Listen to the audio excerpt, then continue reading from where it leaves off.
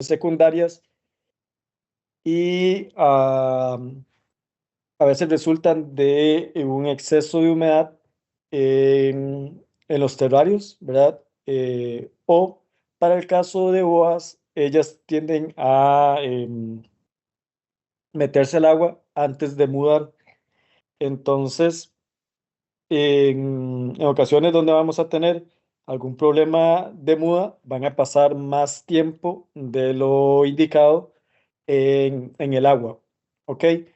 Si los cuerpos de agua en los terrarios donde están estos animales no tienen buenas condiciones, si tienen exceso de materia orgánica, esto va a implicar a que haya mayor cantidad de, de agentes microbiológicos, ¿verdad? Principalmente bacterianos. En muchas ocasiones, los sitios donde se hacen más susceptibles a que se haga disectisis, ¿verdad? O un problema de muda, que en muchas ocasiones son los lentes oculares, puede llegar por exceso de humedad, ingresar mayor cantidad de agentes etiológicos que nos pueden generar infecciones secundarias. Generalmente vamos a comenzar con lesiones a nivel del lente, ¿verdad? Entre la cámara del ojo, la córnea, con el lente o la escama ocular, ¿verdad? Y son infecciones leves. Si se toman a tiempo, estas infecciones suelen a lograr solucionarse fácilmente. Eventualmente, si es por una retención de la escama ocular, uno puede retirar la escama ocular y hace una limpieza de- del ojo y generalmente no cursa más. Sin embargo, cuando ya tenemos infecciones que logran agravarse, ¿verdad? Ser infecciones muy severas, va a tomar tanto las anexas del ojo como el globo ocular y nos va a generar una oftalmitis bastante severa, que en muchas ocasiones la inflamación es tanto, recordemos que al final las inflamaciones en ojo aumentan, generan mucho aumento de la presión intraocular, ¿verdad? Nos generan bastantes glaucomas y esto puede llegar a afectar las estructuras internas del ojo. Y este tipo de inflamaciones sí pueden llegar a generar la pérdida eh, del globo ocular como tal. Ya cuando se ve afectado el globo ocular, a veces cuesta bastante poder hacer un manejo o poder salvar ese ojo, ¿verdad? Podemos hacer manejos con antimicrobianos, ¿verdad? Donde vamos a controlar la infección bacteriana. Sin embargo, la lesión que va a sufrir el ojo va a ser bastante severa. Una característica que tienen las serpientes y los reptiles en general es que cuando tienen una afección a nivel del ojo, cuando es bacteriana, va a aumentar mucho la presión intraocular. Generalmente vamos a ver un glaucoma bastante severo. Cuando lo controlamos, lo que va a pasar es que ya comienza a liberar presión y el ojito tiende a atrofiarse.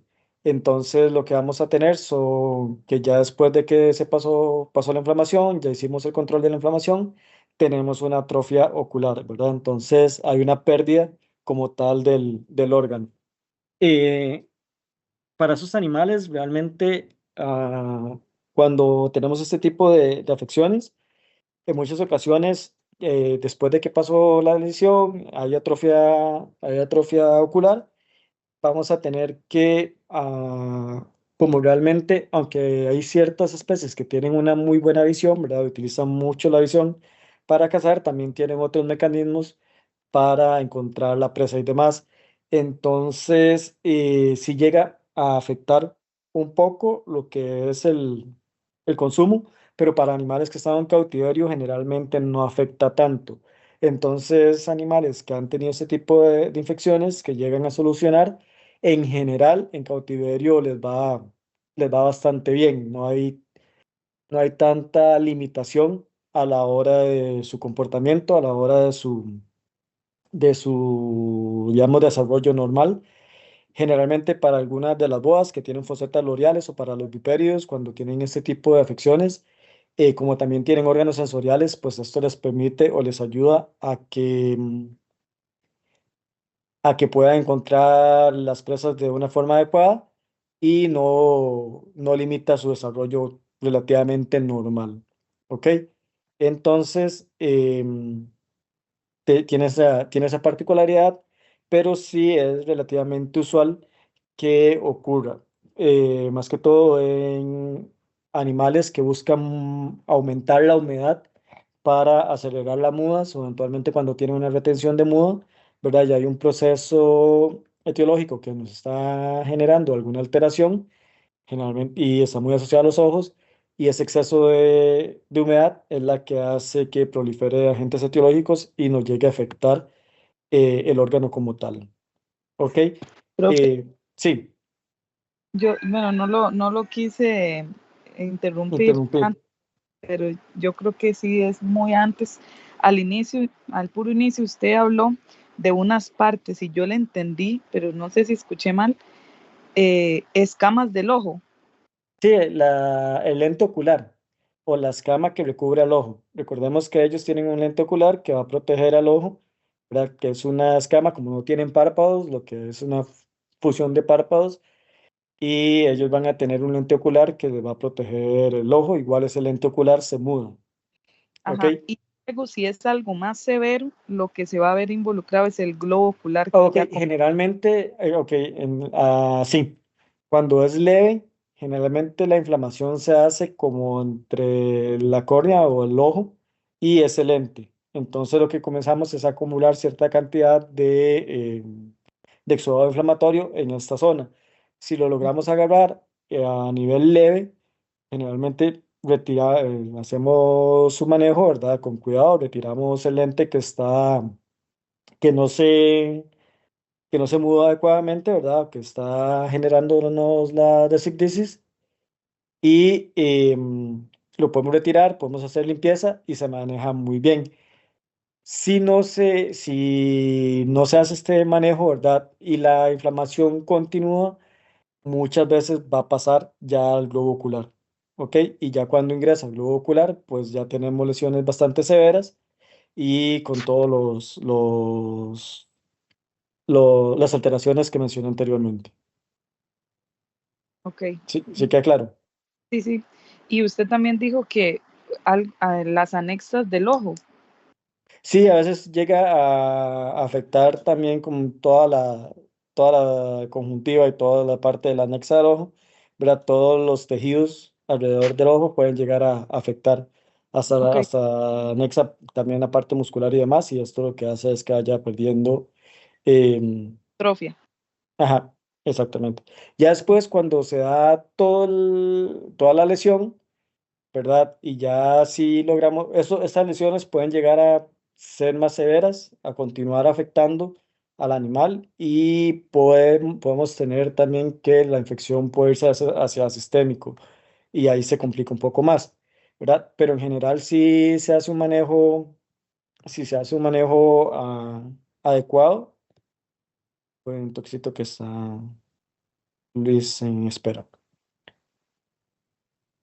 Y si se hace un manejo médico, ¿verdad? Se puede sacar al animal adelante, ¿verdad? No hay una infección que se pase a ser sistémico, pero en muchas ocasiones ya a nivel del ojo ya está bastante afectado, ¿verdad? Ya toda la parte interna del ojo, las cámaras están bastante afectadas y tienden a perder el ojito. Entonces ya cuando pierde funcionalidad y estructuras anatómicas internas, tiende hacia haber una atrofia del ojito. Entonces, muchas de las veces vemos a los animales con con esta atrofia ocular importante.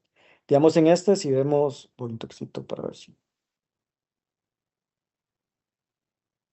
si vemos acá, ¿verdad? Vemos todo el globo ocular donde hay un glaucoma bastante severo, entonces hay un aumento de presión, ¿verdad? Hay un aumento en el tamaño del ojo. En muchas ocasiones el ojo tiende a ver exoftalmia, ¿verdad? Muy marcada. Y vemos que en este caso sí hay parte de todas las anexas del ojito que también están expuestas y hay una inflamación bastante severa, ¿verdad? A nivel, a nivel de anexas. Entonces, sí también se ven afectadas. ¿Sí queda claro? Sí, todo claro. Ok, perfecto. Entonces, luego tenemos enfermedad metabólica ósea. Ya habíamos hablado de enfermedad metabólica ósea en anfibios, vamos a hablar también en reptiles. Y es una enfermedad que en general afecta a los vertebrados terrestres en cautiverio. Entonces, también en aves vamos a hablar un poquito de estas. Generalmente la enfermedad metabólica ósea, dentro de las características principales que vamos a encontrar en los animales, es bastante común que llegue a afectar a lagartijas, que llegue a afectar cocodrilos, principalmente cocodrilos pequeñitos. Ya en adultos no es tan común ver alteraciones tan severas, pero sí podemos llegar a tener. Em, En lagartijas, en iguanas es relativamente común ver este tipo de alteraciones y en tortugas también podemos observar enfermedad metabólica ósea bastante severo. A nivel de tortugas, en este caso no presenté una imagen, va a afectar mucho el desarrollo del caparazón. Generalmente cuando hay enfermedades metabólicas, bueno, y también las extremidades, entonces lo que vamos a ver son animales con caparazones blandos o caparazones mucho más pequeños, ¿verdad? Un desarrollo anormal del caparazón. También puede llegar a tener afección en la condición del caparazón como tal, ¿verdad? En muchas ocasiones, en tortugas también podemos ver los miembros que están un poco arqueados, que es relativamente común. Para el caso de cocodrilos pequeñitos, vamos a ver que hay una escoliosis en general. Se pueden ver escoliosis muy marcadas en estos animales. En la imagen vemos esta columna vertebral totalmente torcida, ¿verdad? De este caimancito. En muchas ocasiones vamos a ver las alteraciones a nivel de huesos de los miembros. Se ven bastante notorios en los huesos, en los miembros anteriores, ¿verdad? Donde vamos a ver algún tipo de arqueo. En iguana generalmente vamos a tener este problema que es mandíbula de hule, ¿verdad? Donde vamos a tener un desarrollo anormal de la mandíbula y esta mandíbula lo que vamos a tener son los huesos muy debilitados y los huesos, digamos, no tienen la característica ósea normal. Son huesos bastante suaves que si uno no toca, el hueso pues no tiene la turgencia que debería tener, ni la densidad que debería tener. Entonces se siente como un hule, ¿verdad? Se mueve, no. Generalmente cuando tenemos este tipo de alteraciones, eh, también son muy susceptibles a tener fracturas patológicas los animales y principalmente a nivel de miembros anteriores.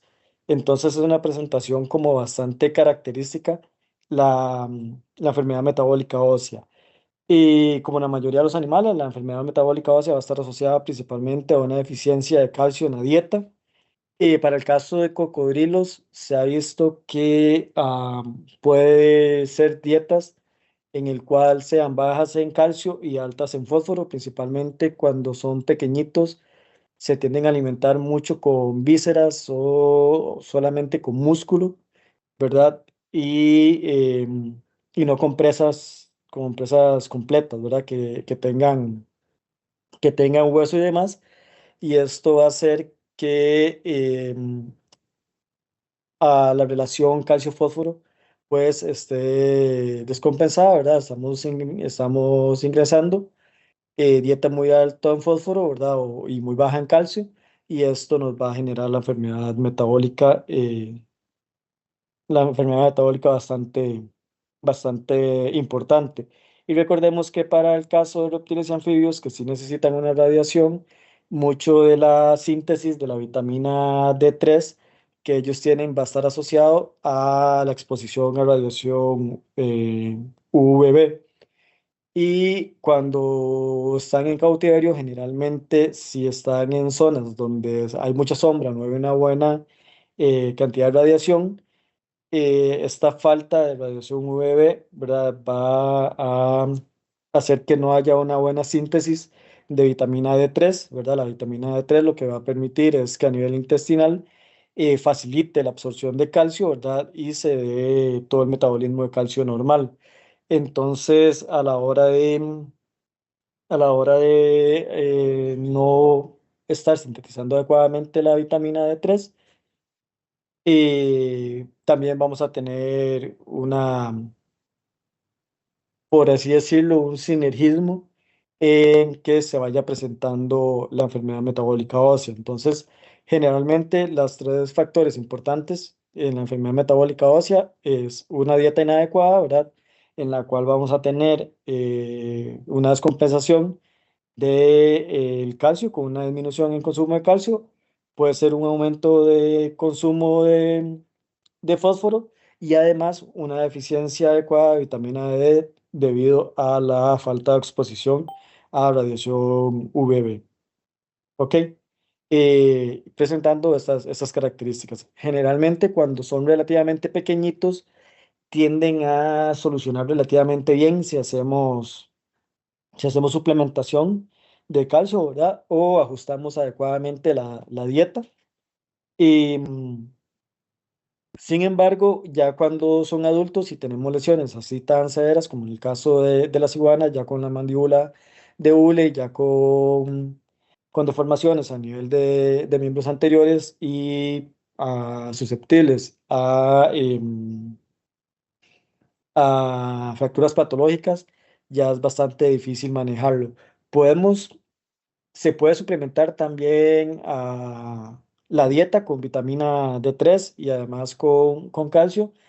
Y digamos que al menos mantenemos al animal en un mejor estado, ¿verdad? Y vamos comenzando a recuperarlo, pero ya a nivel de daño en tejido óseo que se ha venido generando, pues ya no es tan bueno. Entonces ya con raquitismos tan severos, sí cuesta mucho lograr solucionarlos. Ya cuando llegan adultos y ya tienen este tipo de problema, uno puede nada más suplementar como para darle calidad de vida al animal, pero que haya una resolución de las alteraciones ya es bastante complicado. Si se agarran pequeñitos y se hace un buen manejo, en algunas ocasiones sí podemos restaurar un poco la estructura ósea del esqueleto, ¿verdad? Y tienden a solucionar relativamente bien. Pero sí, sí ya conforme va pasando el tiempo y la severidad de la enfermedad, pues sí es complicado lograr revertirlo. Otra enfermedad que vamos a tener en reptiles, ¿verdad? Que es otra hipovitaminosis. Vamos a tener la hipovitaminosis A. Generalmente la hipovitaminosis A está muy asociado también está muy asociado a la dieta y en muchas ocasiones va a ser a una insuficiencia en el consumo de carotenoides, em, ¿verdad? Como precursores de la vitamina A. Entonces, lo que vamos a tener es que cuando tenemos una hipovitaminosis A, la vitamina A va a estar muy asociado a la salud de epitelios, ¿verdad? Principalmente epitelios mucosos. Cuando tenemos hipovitaminosis A, lo que vamos a tener es que esos epitelios van a comenzar a fallar y a la hora de epitelios más glandulares, lo que vamos a tener es una metaplasia escamosa. Entonces, si lo que tenemos es una metaplasia escamosa, lo que vamos a tener es que la función normal del epitelio va a cambiar, ¿verdad? Generalmente va a comenzar a queratinizarse y pues su función como tal de secreción y demás va a comenzar a perderse. Entonces, vamos a tener que en muchas ocasiones, cuando van a ser epitelio de las glándulas oculares, ¿verdad? O lagrimales o epitelios de mucosa orales, que son las que se ven principalmente afectadas. Estas van a cambiar y van a perder su funcionalidad. Entonces, lo que vamos a tener cuando tenemos hipovitaminosis A, los primeros síntomas que vamos a ver son afecciones también oculares. Para el caso de las lagartijas, vamos a ver ese tipo de presentación, en el cual lo que vamos a ver son como una excreción eh, más, ¿cómo decirlo? Es como un tipo de excreción gaseosa que se va dando a nivel de los ojos, pero eso principalmente es porque las glándulas lagrimales se comienzan a ver afectadas, el ojo comienza, bueno, si el ojo comienza de secretar lágrimas, ¿verdad? Comienza a evitar su humectación y comenzamos a tener lesiones a nivel palpebral. Entonces, generalmente lo que vamos a ver son lesiones palpebrales bastante severas. En muchas ocasiones vamos a comenzar a ver que vamos a comenzar a tener blefaritis, ¿verdad? Asociadas a estas alteraciones y además en tortugas es bastante común ver edemas palpebrales. Entonces, para el caso de tortugas, principalmente es este inicio de un proceso inflamatorio, ¿verdad? Con un aumento en lo que es acúmulo de líquido, ¿verdad? Por este edema que se está dando. Generalmente los párpados llegan a inflamarse bastante y lo que vamos a ver son los ojitos hinchados totalmente llenos de edema. Mientras que en las lagartijas es una presentación más seca, más irritante y más una blefaritis severa. Tiende a afectar también a nivel de mucosa oral, entonces también en mucosa oral vamos a ver que todo lo que es el epitelio mucoso comienza a verse como hiperkeratoso, ¿ok? Se comienza a ver, es un cambio, ¿verdad? Y se comienza a ver como este tipo de costras. Y en muchas ocasiones es igual si logramos hacer el tratamiento, que es nada más suplementación de vitamina A, en muchas ocasiones inyectable, ¿verdad? Pero también podemos comenzar a suplementar a nivel oral vitamina A y tienden a solucionar relativamente bien, a no ser que ya haya una alteración muy, muy severa. Para el caso de las lagartijas, cuando ya presentan un grado como el de la imagen, en general ha tenido mucho tiempo en que los animales han dejado de comer o no están comiendo adecuadamente bien en, en geckos o en camaleones. Pasa relativamente con frecuencia, hay que tener cuidado con estas lagartijas. Y también vamos a tener que uno de los órganos que se ve afectado es la lengua. Entonces, toda la secreción mucosa que utilizan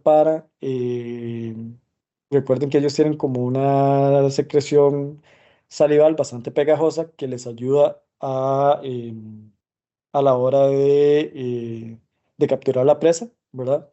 Generalmente ya la lengua se ve afectada y no se da esta secreción. Entonces también cuando ya van a presentar ese tipo de lesiones, no se están alimentando adecuadamente.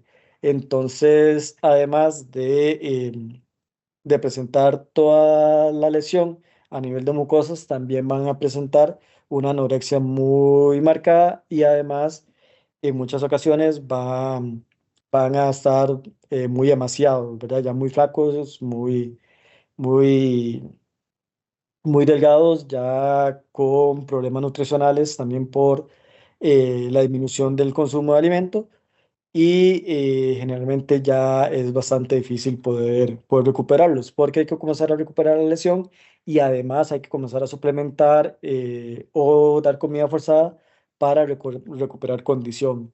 Entonces ahí se van sumando factores que van haciendo un poco difícil todo el manejo de estos animales. ¿Ok? Pero en general, em, cuando es leve, ya solamente con la suplementación, o empezar con la suplementación, suelen solucionar bastante bien. Para las lagartijas, nosotros podemos podemos suplementar los animales presa con vitamina A o eventualmente podemos darles de consumir algún alimento rico en carotenoides, en betacarotenoides, y un día antes de darles de alimentar. Entonces, ya cuando damos los animales presas, los usamos como acarreadores, realmente, de carotenoides o betacarotenoides. Entonces, ya cuando ellos lo consumen, pues están obteniendo estos compuestos de una forma natural. Entonces, sí, siempre se recomienda suplementar o dar de alimentar a los animales presa con, con materia vegetal altos en carotenoides para evitar que se dé este tipo de hipovitaminosis. ¿Ok? ¿Queda claro hasta acá?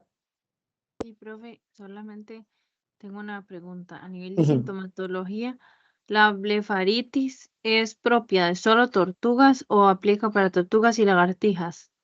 Blefaritis generalmente vamos a tener en tortugas y lagartijas, Ok, todos los en las dos. dos. En tortugas, al El mes. inicio del proceso inflamatorio, lo que vamos a comenzar a ver son edemas palpebrales de leves a severos. Las tortugas tienden a hacer más edema que una blefaritis. La blefaritis la van a hacer cuando ya el proceso es un poco más severo. Pero al inicio lo que comienzan es con edema palpebral. En el caso de las lagartijas, sí, como lo que hace es cambiar la mucosa de la lágrima, de las glándulas lagrimales y demás, sí comenzamos a tener una disminución en la humectación del ojito, y esto va a generarnos o facilitarnos que se dé un proceso inflamatorio a nivel de párpados.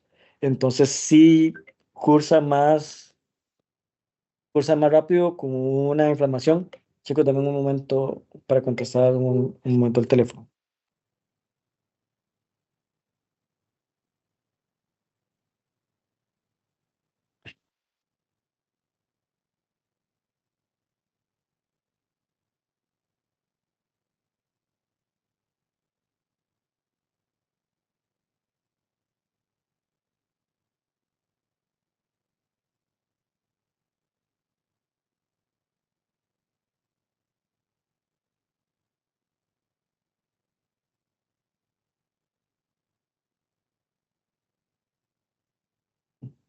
Sí, entonces, sí, en lagartijas, como los procesos inflamatorios van a ser más, recordamos que, bueno, reptiles en general, recordemos que no hacen una inflamación supurativa, sino es más gaseosa, y van a presentar esta blefaritis con este exudado gaseoso, ¿verdad? Bastante marcado, y también va a generar como este tipo de costra muy asociado. A nivel de la mucosa oral, principalmente como hay una metaplasia escamosa, ¿verdad? Lo que vamos a tener es como una hiperkeratosis de todo lo que es la mucosa en sí. ¿Ok? Ya queda claro. Sí, profe. Gracias. Ok. Voy a- Ya están viendo nuevamente a nueva presentación. Sí. Sí. Sí, gracias. Entonces, sí, principalmente, entonces lo que vamos a tener es que a nivel de todos los epitelios, pues vamos a comenzar a tener esta alteración, ¿verdad? Y lo que se va es comenzar a hacer este tipo de metaplasia. Generalmente, em, uy, que alguien va a entrar. Generalmente, también puede llegar a afectar todo lo que es parte de los epitelios a nivel pulmonar, y esto va a facilitar o sí, va a facilitar o va a predisponer a que se den infecciones pulmonares, principalmente neumonías. Entonces, también en algunos animales que ya van a presentar casos un poco más severos de la hipovitaminosis, también vamos a poder ver neumonías asociados, ¿verdad? Entonces, ¿por qué se hace más susceptible? todas estas mucosas a la hora de generarse las metaplasias se hacen más susceptible el tejido a que se llegue a afectar por infecciones bacterianas secundarias. Entonces también se ha visto que casos de neumonía en tortugas pueden deberse a hasta hipovitaminosis A. ¿Ok? Y en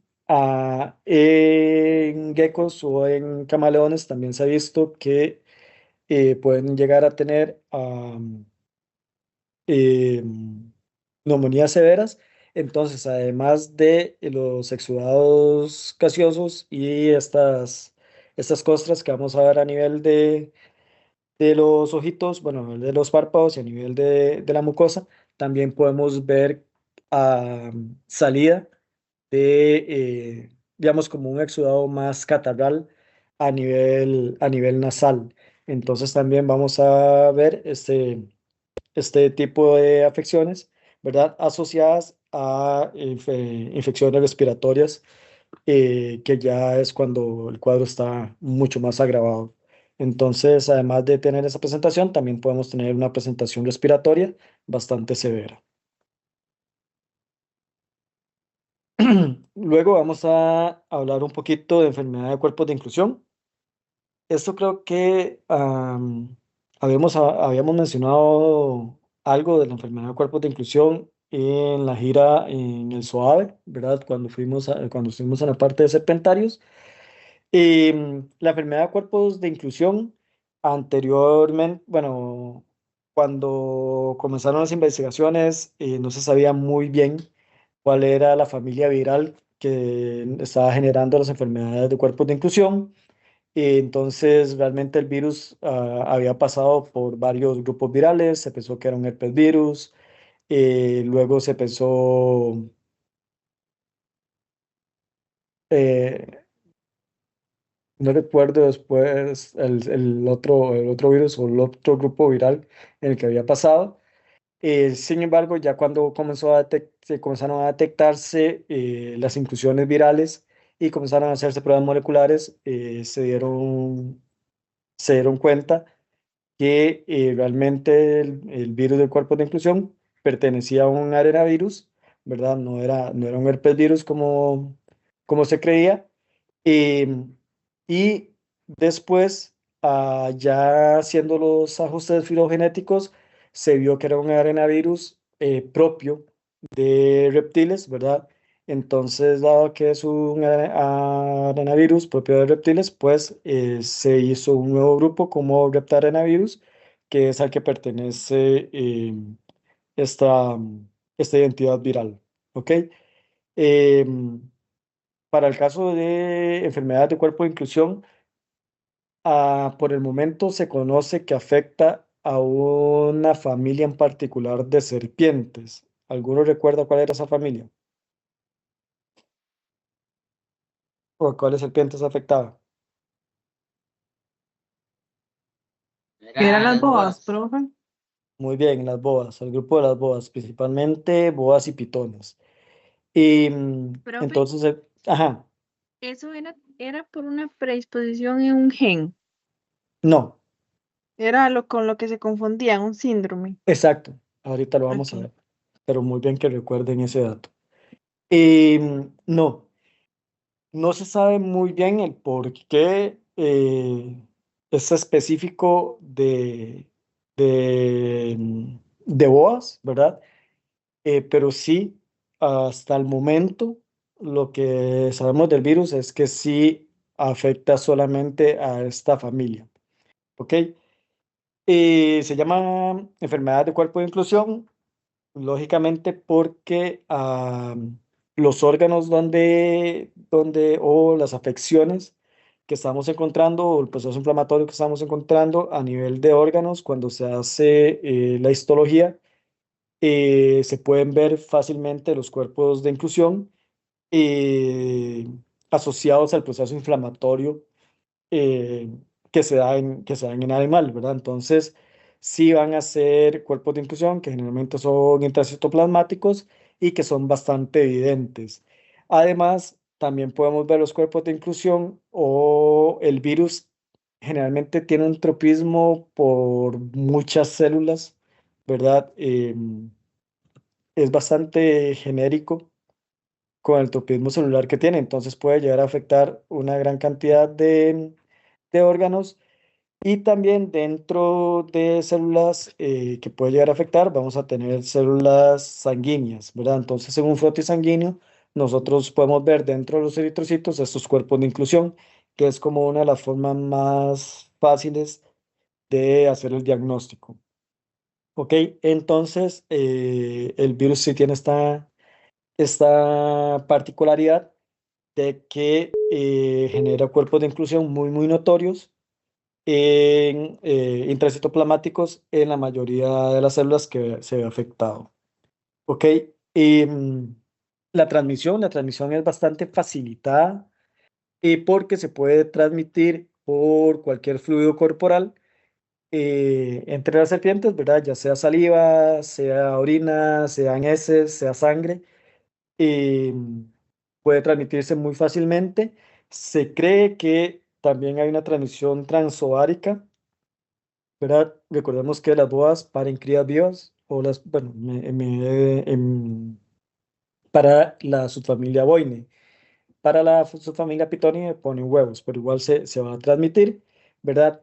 Y además, como el virus también afecta la sangre, puede transmitirse por medio de vectores. Entonces, vemos que realmente es bastante facilitado la transmisión de este virus.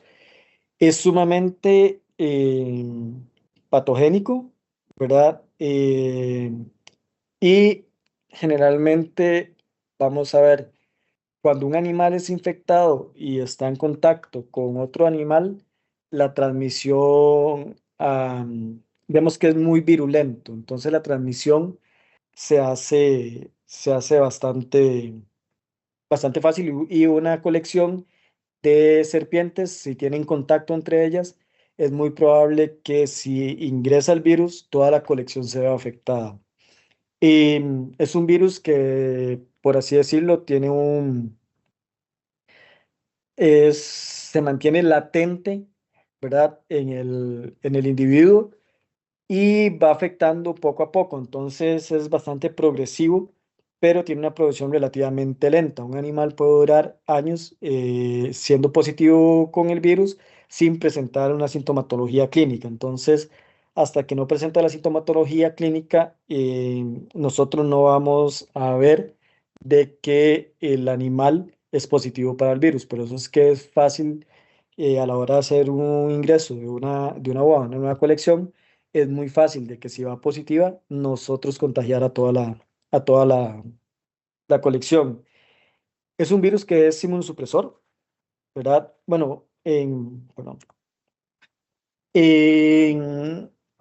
en órganos que afecta, principalmente vamos a tener una afección importante a nivel de hígado, riñón, estómago, páncreas y piel, ¿verdad? También afecta bastante las mucosas y tiene un tropismo también importante en el sistema nervioso central, que generalmente cuando llega al sistema nervioso central es que comenzamos a ver a que es más notorio los signos clínicos, ¿verdad? Cuando está afectando otros órganos, a veces no es tan notorio estos signos. Es un virus que es inmunosupresor, ¿verdad? Este virus iba generando una afección a nivel del sistema inmune, ¿verdad? Principalmente también afecta a células del sistema inmune, entonces lo que va generando es una inmunosupresión, que eso hace a los animales pues que sean más susceptibles a infecciones secundarias, ¿verdad? Cuando están positivos, ¿verdad? Que un animal esté inmunosupreso también lo hace más susceptible al virus, pero el virus realmente es que sí nos va a generar una inmunosupresión eh, en el animal como tal. Eh, Generalmente vamos a comenzar, cuando comienza la infección, en muchas ocasiones lo que vamos a comenzar a ver son signos muy inespecíficos, ¿verdad? Dentro de estos podemos tener anorexia, regurgitación, estomatitis, neumonía, ¿verdad? Esto porque lo hace susceptible a infecciones secundarias. Se ha visto mucho que en boas vamos a comenzar a tener episodios de anorexia asociados con episodios de regurgitación. El animal deja de comer o come y regurgita. Cuando una serpiente regurgita, no es normal, ¿ok? No es para nada normal que una serpiente regurgite una vez. Puede pasar que esté muy estresada, puede pasar que se comió una presa muy grande y regurgitó. Eventualmente podría pasar de que tenga ahí un evento y que regurgite una vez. No es usual, pero digamos que puede llegar a pasar. Que usted le dio alimento y la manipuló muy rápido y por estrés regurgitó y demás. Ya si una serpiente regurgita periódicamente, hay que prestar atención porque algo está pasando.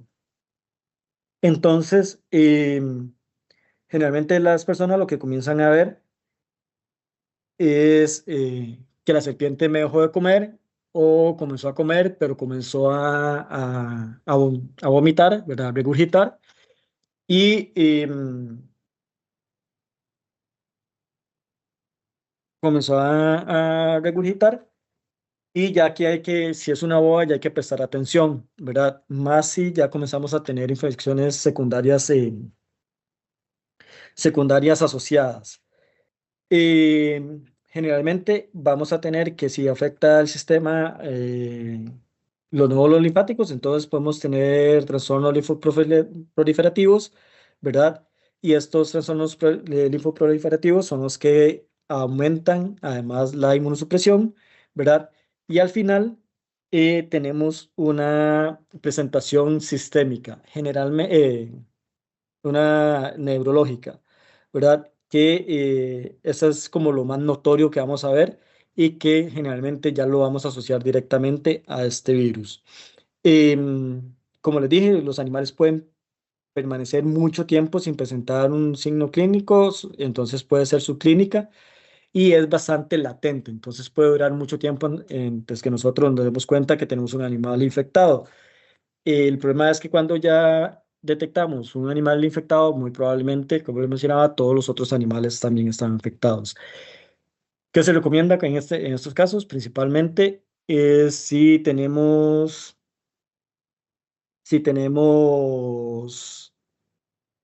am, un animal positivo, tenemos una colección positiva y hay alguno que ya esté presentando sintomatología clínica, eh, lo que se recomienda es hacer eutanasia y no solamente eutanasia del animal que está con sintomatología, sino hacer eutanasia de todos los animales. Generalmente, ah, voy chicos,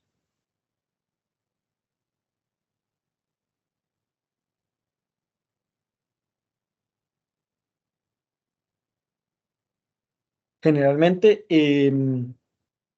o si hay animales que no están mostrando sintomatología clínica y uno los quiere mantener, ¿verdad? Sabiendo que en algún momento van a, van a llegar a verse afectados, y uno puede mantenerlos aislados, ¿verdad? Totalmente separados de cualquier otra boa. Sin embargo, es un riesgo latente y muy probablemente esté pegado. Entonces, lo ideal o lo que se recomienda es hacer eutanasia de la colección que esté afectada. Si vemos aquí tenemos un frotis sanguíneo, recordemos que para el caso de los reptiles van a tener glóbulos rojos nucleados, ¿verdad? Entonces podemos ver aquí todos los globulitos rojos y vemos que a los glóbulos rojos se le puede ver esta inclusión eosinofílicas bastante notorias, ¿verdad? Que son asociadas con estas inclusiones virales. A, ni- a nivel de histología, en los órganos afectados también se van a ver estas inclusiones bastante, bastante bonitas. Generalmente, si hacemos una tinción de un frotis sanguíneo, ¿cuáles son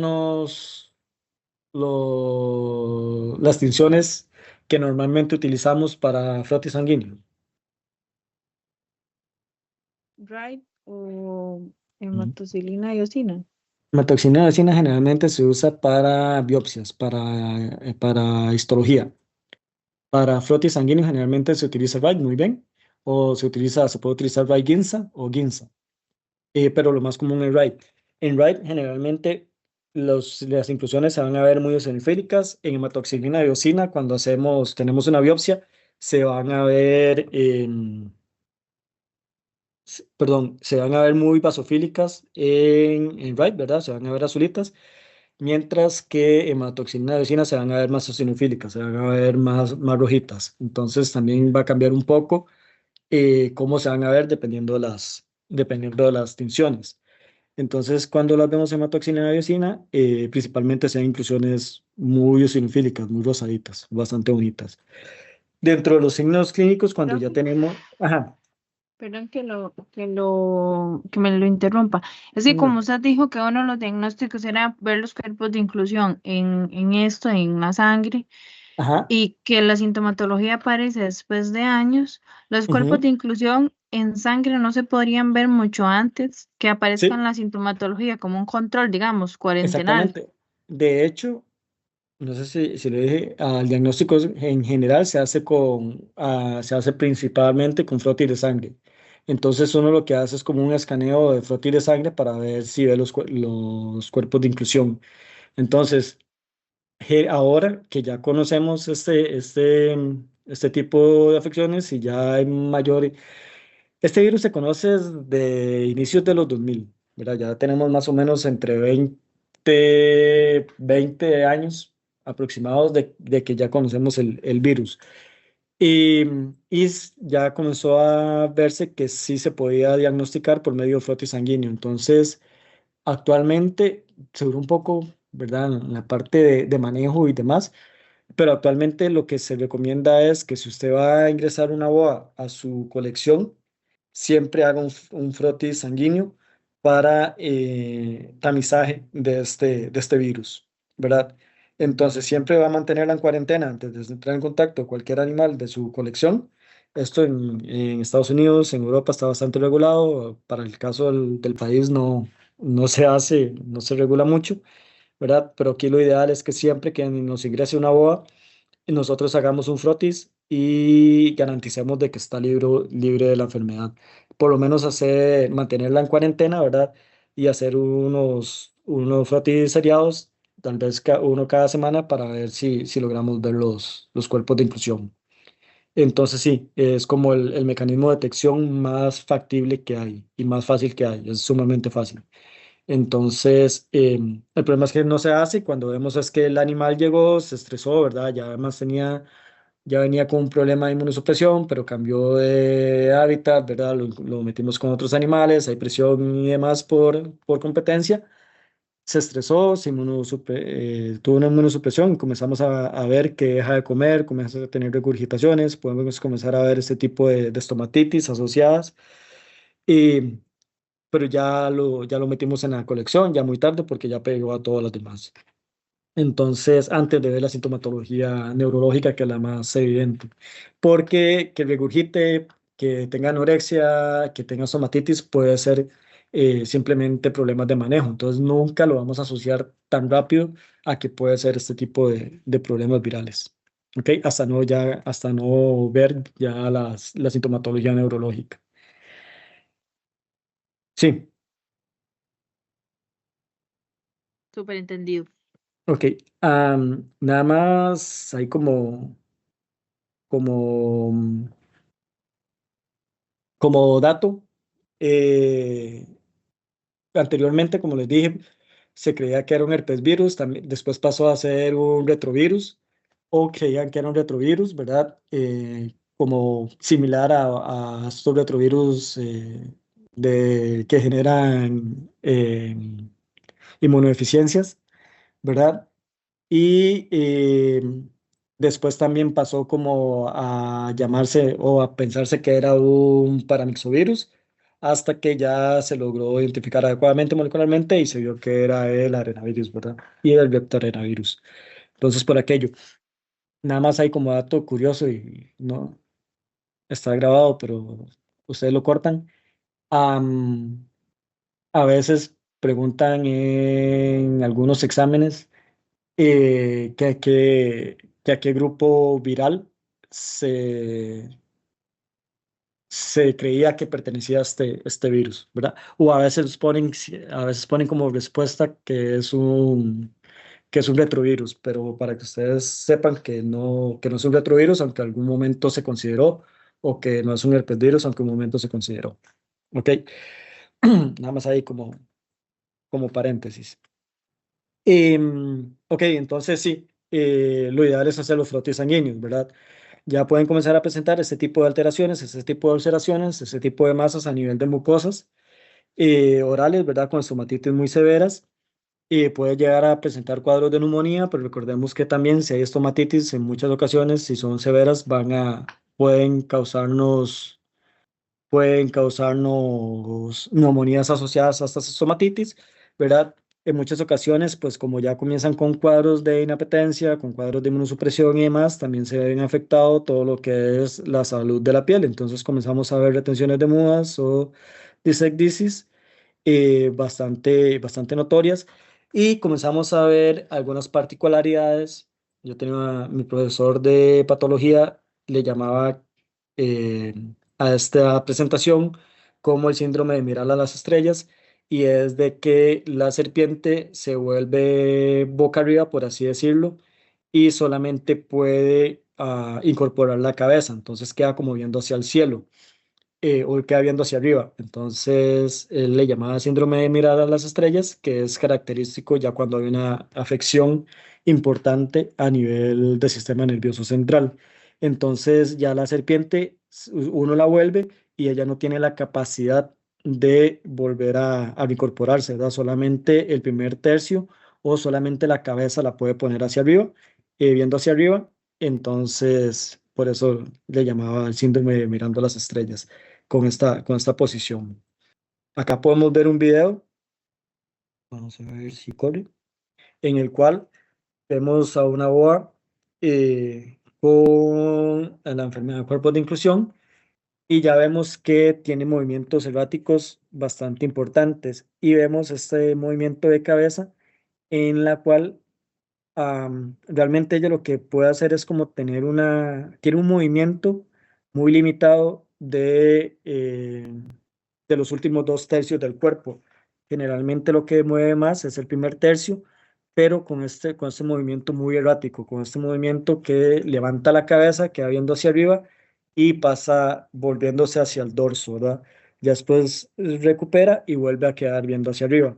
Entonces, este comportamiento del síndrome de mirar a las estrellas es bastante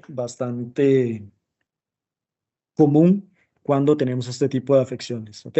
Entonces, es un video de una serpiente, una boa, con sintomatología neurológica relacionado a virus de cuerpos de inclusión, ¿verdad? Donde ya presenta todo este signo neurológico de incoordinación y esta presentación de que levanta la cabeza y queda mirando al cielo o mirando hacia arriba, ¿ok? Y para el caso de el Profe, virus de... Sí. perdón, en condiciones normales estas bodas morirían justo cuando llegan al síndrome de mirar a las estrellas. Morirían. Ajá. Generalmente, ya cuando tienen sintomatología neurológica, am, pues no mueren de forma tan súbita y tan inmediato, pueden durar bastante con sintomatología neurológica. Y el problema es de que ya cuando tienen ese problema de incoordinación y demás, pues van a dejar de alimentarse. Pero recordemos que una serpiente que venía alimentándose relativamente bien y demás, y tiene una buena condición corporal, puede durar hasta 3 meses sin alimentarse, 6 meses sin alimentarse, y no van a presentar como mayor cambio, ¿verdad?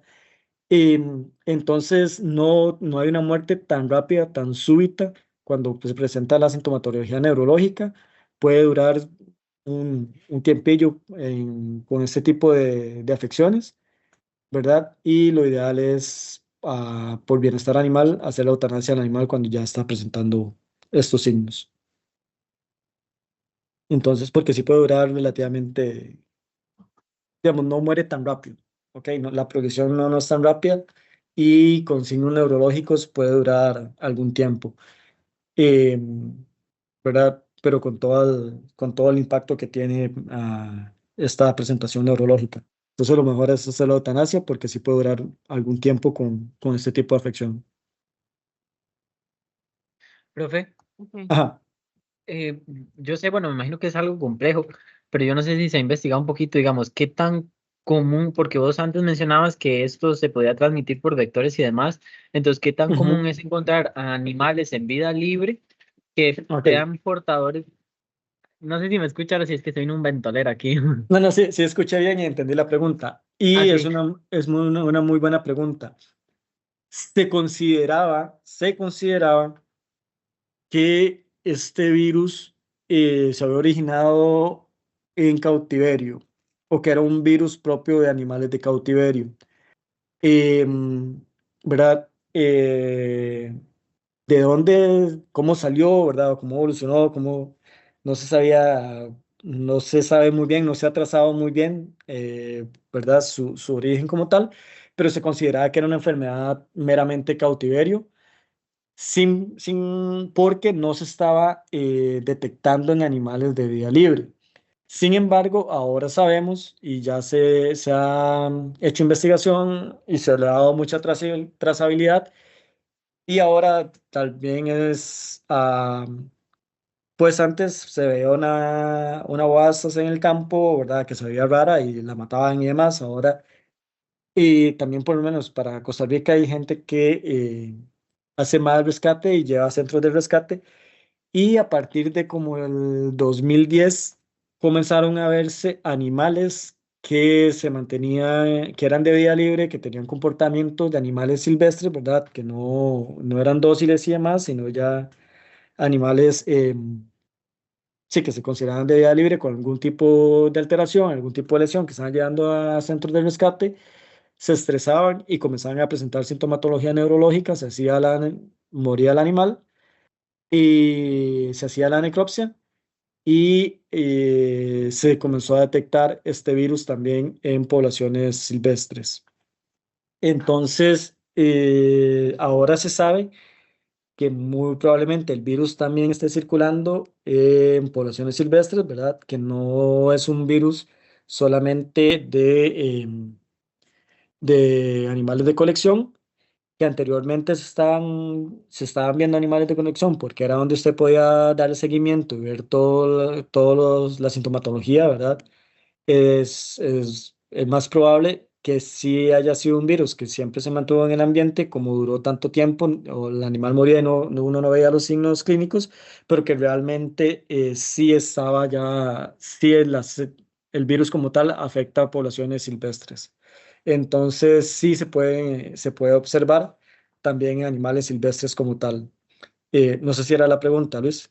sí, sí, sí, sí, eso era, profe, súper Ujú. claro, muchas gracias. Entonces, y ahora sí está, bueno, ah, había un investigador eh, de Suiza que estuvo haciendo una investigación acá en Costa Rica con animales de vida libre, haciendo muestreos y demás, tomando muestras de sangre en animales de vida libre y de cautiverio para hacer trazabilidad de este virus.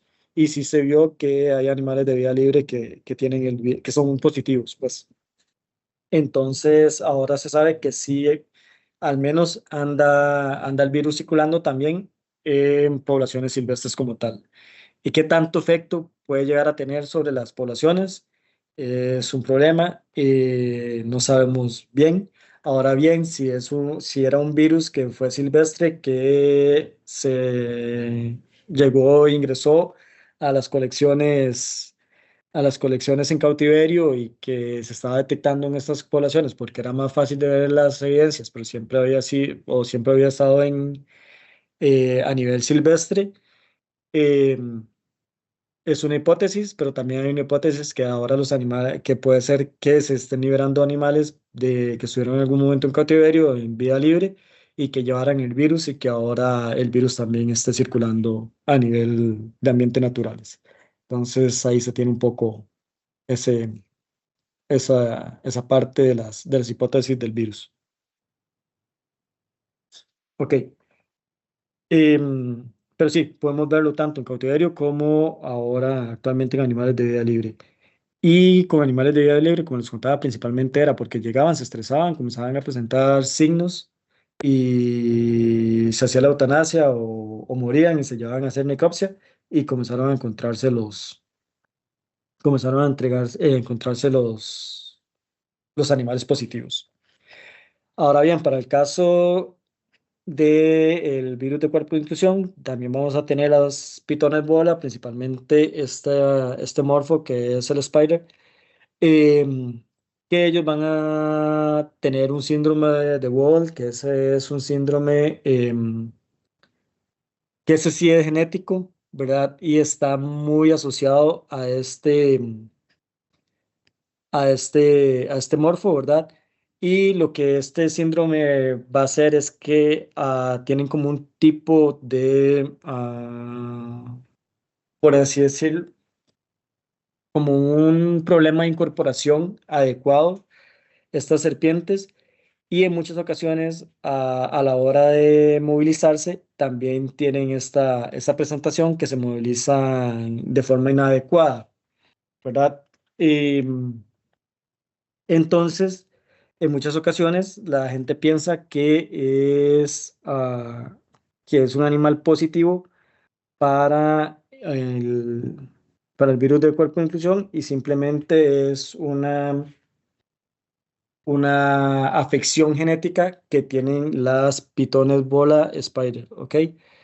Entonces, el Wobble, tenemos que tenerlo presente si es un individuo de esta especie y de este morfo, ¿verdad? Principalmente no es como un síndrome de tambaleo que tienen, como los que tienen algunos perros, ¿verdad? Que tienen este síndrome, sino que ellas es este problema de coordinación a la hora de movilizarse y tiene como una debilidad principalmente del primer tercio del cuerpo. Entonces, a veces cuando están descansando, usted las ve que la cabeza les está guindando o cuando quieren subir hacia hacia alguna percha, en muchas ocasiones también no tienen un sostén tan adecuado de la cabeza y parece que están haciendo ese síndrome de mirar a las estrellas, pero simplemente es por esta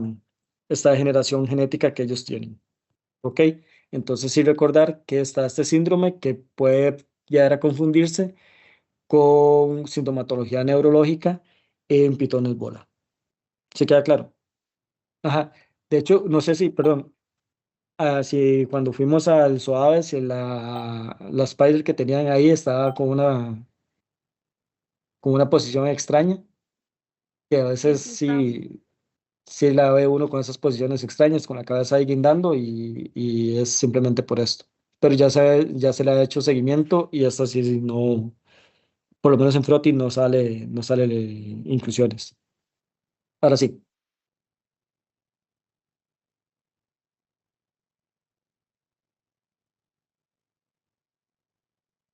No, no, no. Es un síndrome, ajá, es un síndrome aparte, ya esto es una enfermedad genética asociado a un gen asociado a este morfo de las pitones bola, que tienen una presentación muy similar a la sintomatología neurológica de virus de cuerpo de inclusión. Entonces, este síndrome de Wobler en pitones bola tenemos que son de este Morpho Spider, tenemos que saber de que no siempre que vamos a ver un animal con este tipo de signos es porque es positivo al virus, sino que puede ser este problema genético que ya traen. ¿Ok? Que es una presentación. Ah, exactamente. Y se debe principalmente a ya una degeneración genética asociado a un gen que tiene este morfo. ¿Ok? Entonces, si es una pitón bola de Morpho Spider, y está presentando algún tipo de alteración en su movimiento o algún tipo de coordinación a la hora de tratar de subir a perchas, ¿verdad? O a la hora de descansar, si nosotros vemos la cabeza en una posición extraña o con un movimiento errático a nivel del primer tercio del cuerpo, saber que hay un síndrome que es genético en este morfo en particular. Entonces, que no lo tenemos que irnos directamente a pensar de que es la enfermedad de cuerpos de inclusión, porque puede ser simplemente que sea este problema asociado a este gen. ¿Si me voy a entender? Ok. Entonces, sí, al final es, por así decirlo, es un diferencial que tenemos que tener presente específicamente en la Python Bola Spider. En las otras no, no hay este problema genético y este síndrome, ¿verdad? Asociado a, por así decirlo, a, al cruce genético que hay de colores, ¿verdad? En las especies, sino que es específico para este morfo. ¿Ok? Entonces no se ve a la selección genética que se ha hecho por parte o para esta especie en sus coloraciones. Entonces sí tengan como un diferencial. Ok. eh, Vamos a tener enfermedades fúngicas en serpientes. Para ir cerrando con serpientes. Uno de los agentes etiológicos que más se ha asociado con enfermedades fúngicas en serpientes y que ha tenido una importancia alta en disminuciones poblacionales de algunas serpientes, de algunos grupos de serpientes, principalmente de vipéridos crotálinos, ¿verdad? Dentro de estos, el género Crotalus o las cascabeles, principalmente en Norteamérica. Y para el caso de América, ha sido Pseudomyces ophidiocola y, en el cual es una infección importante micótica que va a afectar principalmente a nivel cutáneo, ¿verdad? Va a generarnos dermatitis fúngicas muy importantes y bastante severas en estos animales. La transmisión de este hongo se cree que es por contacto directo. Se ha visto que, bueno, afectando a serpientes en Norteamérica, a nivel de Europa eh, y en Australia. Y a partir del 2018 comenzó a reportarse en Sudamérica, principalmente en Argentina. eh, pero ya se ha ido reportando en otros países más al norte de Sudamérica. Em, Se cree que estaba muy asociado la aparición de este hongo a eventos de hibernación en las serpientes, ¿verdad? Generalmente recordemos que cuando está en un proceso de hibernación a nivel inmunológico es una temporada donde los animales son muy susceptibles. Además de que cuando los animales hacen hibernación tienden a hacer hibernación en grupos, ¿verdad? A conglomerarse en ciertas zonas para hibernar. Y esto lo que permitía era un contacto muy estrecho entre muchos animales, ¿verdad? Y este hongo pues llegaba a afectar en esta etapa de hibernación. Entonces, cuando los animales despertaban de hibernación, tenían el proceso infeccioso, el proceso micótico infeccioso, y comenzaban a presentarse muertes masivas de los animales. Para el caso, como les dije, de Sudamérica, principalmente se comenzó a reportar en cascabeles, ¿verdad? Sin embargo, ya se han visto otras especies también de la familia Colubridae viéndose afectadas. Para el caso de Argentina, como se está reportando también en colubrios, en el género Cenodon, em, algunas especies afectadas por estos fidiomices, ¿verdad? La presentación principal que vamos a tener es una dermatitis bastante severa. Lo que vamos a tener es una afección a nivel de las escamas. Vemos que comienza a generar este platón, esta costra, ¿verdad? De color marrón claro, ¿verdad? Donde afecta, más que todo lo que va a hacer es que el hongo también va a afectar como el estrato córneo, ¿verdad? Como la parte queratinizada de la piel. Entonces va a comenzar a generarnos este tipo de lesiones a nivel de piel, ¿verdad? Estas dermatitis. El problema que vamos a tener con estas infecciones mitocóticas es que cuando comienzan a hacerse muy severas, estas dermatitis tienden a comenzar a generar ulceraciones a nivel de las escamas. Y el hongo tiene la capacidad de internalizar. Entonces, si hace una ulceración, este hongo puede pasar a capas más profundas de piel y además puede pasar al sistema vascular.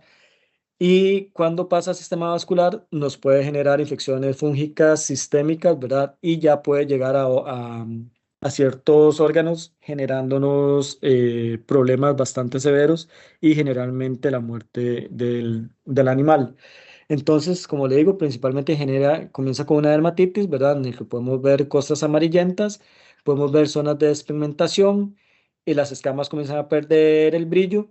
En muchas ocasiones pueden generar algún tipo de proceso más edematoso, generando algún tipo de ampollas y demás, y puede generarnos algunos nódulos subcutáneos. Estos nódulos o estas alteraciones a nivel de piel pueden llegar a ulcerarse y cuando se ulceran ya pueden pasar por torrente sanguíneo hacia órganos internos, ¿verdad? Y ya en órganos internos nos puede llegar a afectar pulmones, generándonos neumonías granulomatosas bastante severas, puede llegar a afectarnos hígado, ¿verdad? Generándonos hepatitis bastante severas, también a nivel de vaso va a llegar a afectar y puede llegar a generarnos también problemas a nivel de riñones. Y cuando tenemos dermatitis, si es a nivel de cabeza, puede pasar hacia la parte ocular, ¿verdad? Y nos puede generar infecciones oculares importantes. Entonces acá vamos a ver algunas presentaciones de esta enfermedad micóticas, ¿verdad? En el cual ya vamos a ver algunas alteraciones muy severas, ¿verdad? A nivel de cara podemos tener dermatitis sumamente severas, a nivel de escamas mandibulares, maxilares, ¿verdad? Vemos como la foseta nasal ya comienza a verse afectada, ya comenzamos a ver ulceraciones importantes, ¿verdad? No solamente las costras, sino con ulceraciones bastante importantes. Acá ya vemos que está tomando también el ojo con una infección ocular. Y en muchas ocasiones, pues esta dermatitis sí va a afectar de forma importante la boca. Podemos tener granulomas a nivel de boca. Recordemos que estos granulomas pueden llegar a generarnos procesos inflamatorios importantes. Podemos tener émbolos o partículas de estas lesiones que se dan a nivel de boca, que pueden irse por glotis hacia pulmones. Recordemos que no pueden toser, ¿verdad? No pueden expectorar por así decirlo, émbolos que están entrando a tráquea, que están llegando hacia pulmón, y cuando llegan a pulmón nos van a generar neumonías micóticas muy severas, ¿verdad? Podemos tener todas estas afecciones, ¿verdad? A nivel de piel, bastante importante, donde vemos estas costras amarillentas en muchas ocasiones cuando son leves y la serpiente muda, ay, perdón, ajá, y la serpiente muda en muchas ocasiones puede librarse del agente etiológico siempre y cuando no haya internalizado capas más profundas de piel. Sin embargo, ya cuando llega a capas profundas, vamos a ver ulceraciones y pérdida de tejido bastante importante, ¿verdad? Bastante severos y que en muchas ocasiones ya este tipo de alteraciones son un poco difíciles de manejar. Y cuando llega a sistémico, ya cuando están con esta presentación, muy probablemente ya hayan pasado a sistémico y ya el pronóstico para el animal es bastante reservado porque sí ya llegó a generarnos lesiones también a nivel de órganos internos. ¿Ok? Para el caso de Costa Rica, Ophiomices no se ha reportado, no se ha detectado, ¿verdad? Pero sí hemos visto infecciones micóticas que tienen una presentación muy similar, sin embargo, pues no se ha podido darle el seguimiento al agente etiológico. Entonces, vemos que son micosis, sí, pero no se le ha logrado poner nombre al agente etiológico que está generando esta micosis. Entonces, eventualmente puede ser que sí tengamos a hongos del género Phytomyces afectando las serpientes de Costa Rica.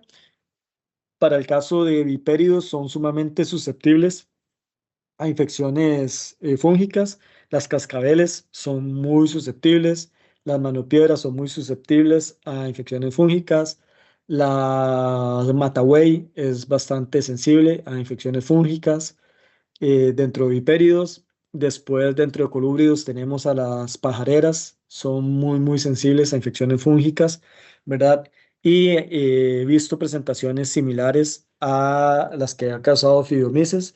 Sin embargo, como les digo, no se ha logrado identificar el agente etiológico.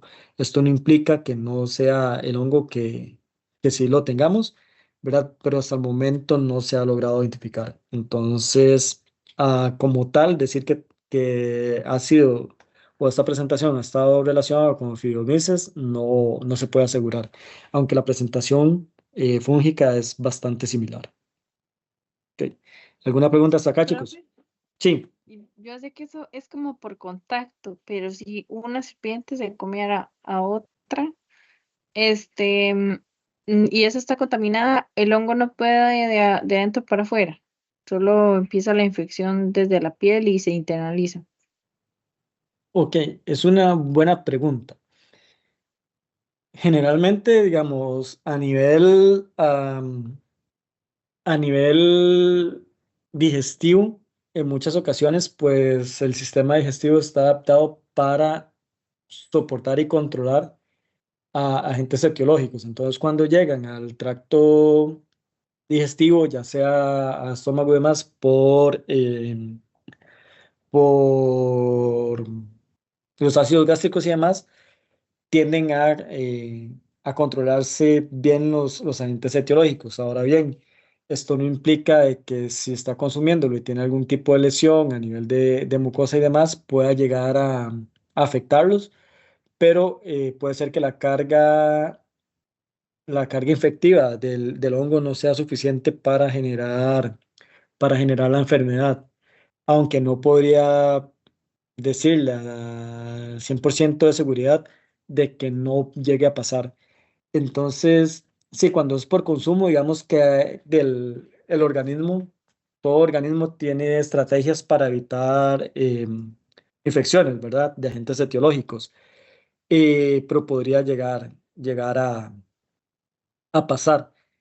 No sé, no lo he leído. Voy a ver si encuentro algún artículo que lo establezca. Generalmente las infecciones micóticas sistémicas en serpientes, lo que tenemos establecido es que es por invasión a nivel vascular y mucha esta invasión o migración a nivel vascular, ¿verdad? Que va a ser más, por así decirlo, más embólicas estos procesos inflamatorios tienden a ser o tener su entrada a nivel de lesiones de piel, ¿verdad? Donde ya los agentes etiológicos, en este caso los agentes micóticos, pueden llegar y penetran el lecho vascular y pueden circular e irse de manera embólica hacia otros órganos, ¿verdad? Es como lo más común y lo que se ha visto. A nivel sistémico respiratorio, también lo que se ha reportado mucho, como les mencionaba, es de que haya alguna infección a nivel oral, se vayan parte de los granulomas o lesiones con el agente etiológico hacia los pulmones y ahí por continuidad sí nos genera la neumonía, ¿verdad? Entonces son como las principales, por así decirlo, transmisiones o ingresos de los agentes etiológicos que están más reportados. Para el caso de consumo, no lo he leído, puedo buscarlo y darle una respuesta en las próximas clases. Está bien, profe, gracias. Igual Ujú. era solo curiosidad. Ujú. Porque me parecía nada más. Sí, es relativamente, es una pregunta interesante. Em, lo que sí también es ver también qué tanto se dé el evento de,